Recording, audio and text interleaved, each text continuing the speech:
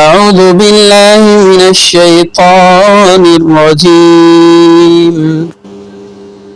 پناہ مانگتا ہوں میں اللہ تعالیٰ کی شیطان مردود سے۔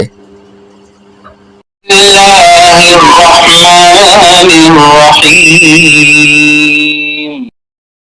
شروع اللہ تعالیٰ کے نام سے جو سب پر مہربان ہے، بہت مہربان ہے۔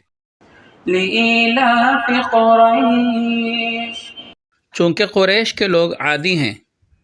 إيلافهم رحلة الشتاء والصيف، یعنی وہ سردی اور گرمی کے موسموں میں سفر کرنے کے عادی ہیں۔